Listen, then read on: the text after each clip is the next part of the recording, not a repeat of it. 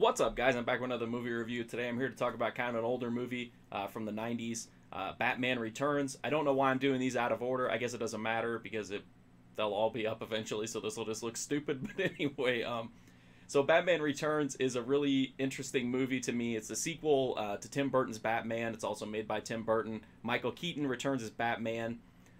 He's just kind of almost like a prop in this movie. Honestly, Batman is. He's just kind of there, and he has a love interest in Selina Kyle, who is also, as it turns out, to be Catwoman. And then he's also dealing with the Penguin, who has emerged from the underworld of Gotham and is running for mayor, which is just hilarious to me. He's running for mayor thanks to Max Schreck, who film fans will recognize that name, of course. But anyway, Max Schreck is played by Christopher Walken, who owns a power plant in Gotham City. And he is backing this run of the Penguin for mayor, and that's the core idea of the movie here, is that the Penguin wants to be mayor. Max Schreck wants him to become mayor so that he can control Gotham City through his energy resources. I'm sorry. I just think the premise of this movie is so hilarious and so great. So anyway, all this happens. Batman is fighting not one, but three villains this time around. This movie is absolutely nuts, in my opinion. It just, especially for a mainstream, big blockbuster movie, it's just so crazy. Batman is like his usual emo, pouty, brooding self. Like I said, he really is just kind of a prop in this movie. I mean, he shows up, obviously, and he has fights and, whatnot, but he just is really overshadowed here. You have Danny DeVito as the Penguin, who's absolutely ridiculous. He's running for mayor, which is just ungodly funny to me.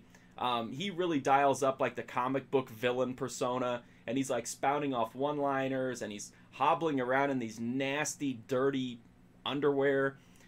And he's actually the most subtle of the villains, believe it or not.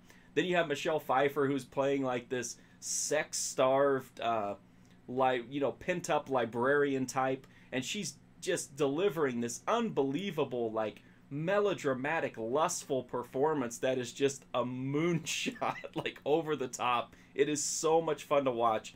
And then to cap it all off, you have Christopher Walken, who makes no attempts whatsoever to be subtle or to be even like even-handed. He just completely goes off the deep end. He looks like he stuck his finger in a light socket. His hair is just ridiculous.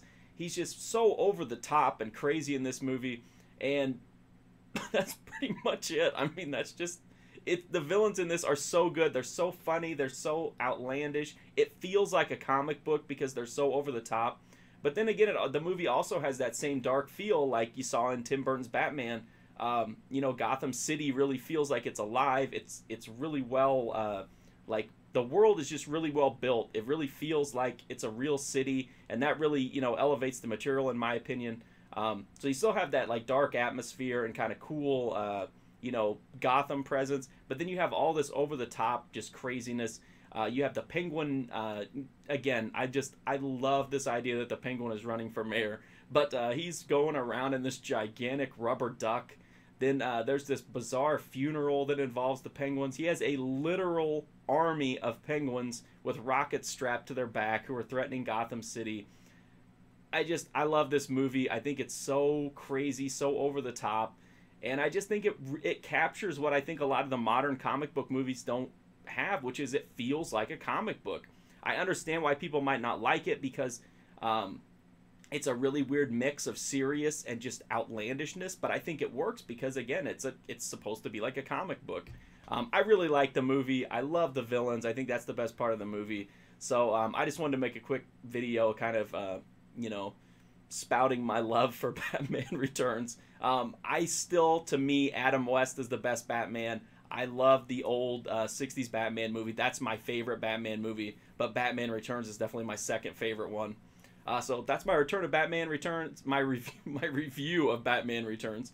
So I hope you liked it. If you do, please drop a sub for this channel. I would greatly appreciate it. It's a free, easy, direct way to support this channel and help me to continue to make content, so I greatly appreciate it. You can also check out my full review of Batman Returns, as well as the Tim Burton's Batman is up now as well at my website, markfusion.com. By the time you see this, there probably will be a ton of other Batman reviews up. For some reason, I'm obsessed with rewatching all the Batman movies right now.